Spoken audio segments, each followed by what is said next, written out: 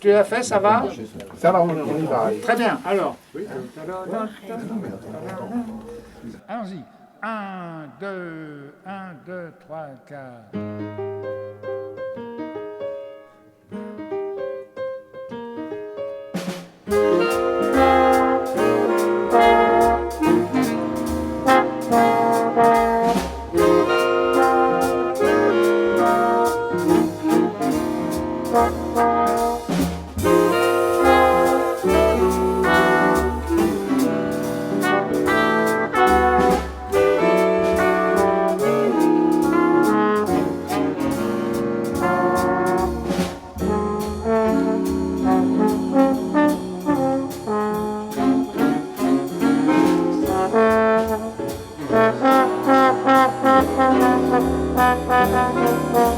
Il y a eu des rencontres avec des personnes assez incroyables, on dirait au jour d'aujourd'hui, bien qu'à l'époque elles n'étaient pas connues. Alors tu rencontres un jeune ingénieur, totalement inconnu, trompettiste.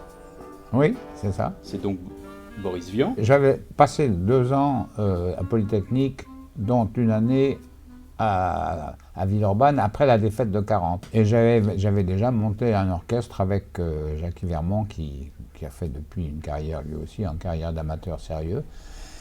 Et je jouais un peu partout avec des quantités de formations diverses. J'ai remporté en particulier le concours de jazz amateur en février 42, tu vois, donc c'est très, très vieux, avant que j'ai connu ce Boris Vian. Et je jouais un jour avec un batteur dans je ne sais quelle occasion, et il m'a dit: j'ai un frère qui sort de Centrale et qui joue de la trompette, est-ce que ça t'intéresse? Alors je me suis dit: tu parles, un trompettiste qui sort de Centrale et ça m'intéresse beaucoup, et j'ai donc pris contact par l'intermédiaire de son frère Alain avec Boris Vian. Je suis allé le voir à Ville d'Avray et on s'est bien plu. C'était donc ça, juin 42 à peu près. Et ça a duré un certain nombre d'années. Alors ça a duré longtemps, ça a duré jusqu'à ce qu'il abandonne la trompette pour raison de santé. Ouais. C'est-à-dire ça a duré jusqu'aux années 47-48.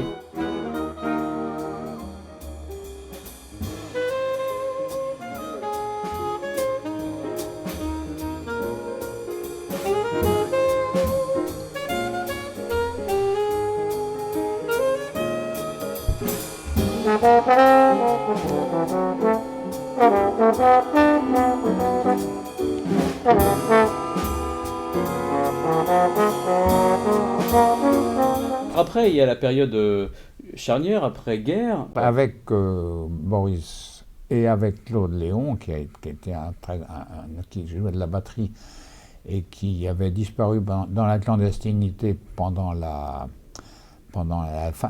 la fin de l'occupation, il a réapparu à la Libération. Quand je dis qu'il a réapparu, c'est-à-dire qu'il était juif et il avait même été arrêté, il avait été emmené au camp de Drancy et il a été sauvé de la déportation par son professeur de chimie au Collège de France, qui a réussi à le faire sortir de là, et aussitôt il a disparu dans la clandestinité. Il a donc réapparu à l'occasion de la Libération, et on a formé c'est lui qui a eu l'idée de nous entraîner dans la voie de l'orchestre de la musique Nouvelle-Orléans. D'accord. De la musique traditionnelle qui avait été complètement oubliée. C'est vrai? Complètement oubliée, ouais. Ça n'existait plus.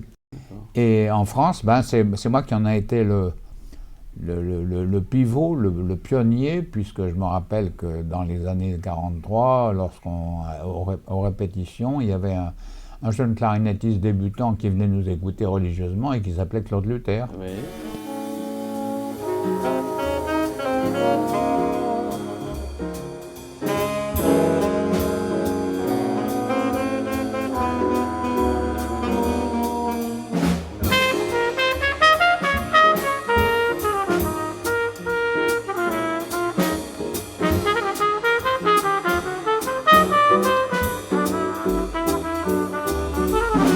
Et à cette époque-là, j'étais le seul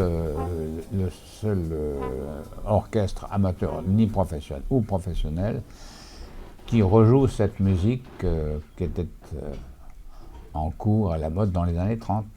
Ah oui, j'ai l'impression que tu as eu plusieurs vies et qui est à chaque fois bien remplie. Alors, dans les années 50, pour revenir à l'ambiance qu'il y avait dans Paris, puisque moi, évidemment, je n'ai pas connu, mais Oui. on jouait partout, il y avait des clubs, il y a des clubs qui se sont créés à cette À époque-là. partir de la Libération, il y a eu beaucoup un marché de la musique de jazz qui était très important. D'abord parce qu'il y avait les Américains qui avaient fait des clubs, et ces clubs engageaient des musiciens français. Donc il y avait beaucoup de travail pour les musiciens.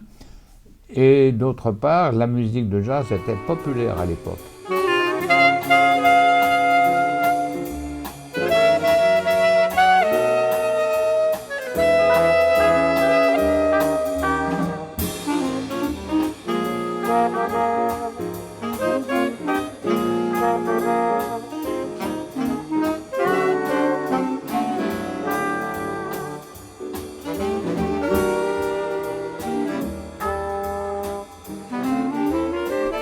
Et moi qui en principe était un des pionniers de la musique traditionnelle, j'ai été fasciné par le bop.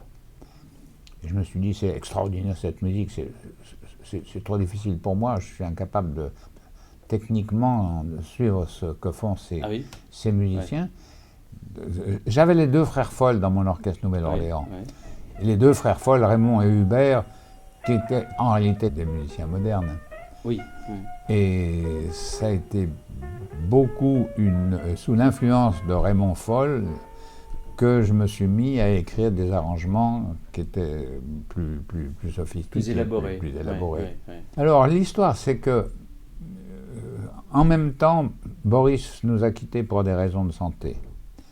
Deuxièmement, je commençais à trouver que la musique nouvelle-orléanaise, c'était un peu toujours pareil. Ouais. Et qu'il y avait autre chose qui existait, et cette autre chose me tentait. Et là, j'ai encore été influencé par Boris dans la mesure où lui aussi, il a viré sa cutie, si on peut dire, et qu'il il s'est mis à pratiquer et non pas pratiquer, parce qu'il n'a jamais su le pratiquer, mais à aimer cette nouvelle musique, cette musique moderne, et en particulier les musiques bop et post-bop.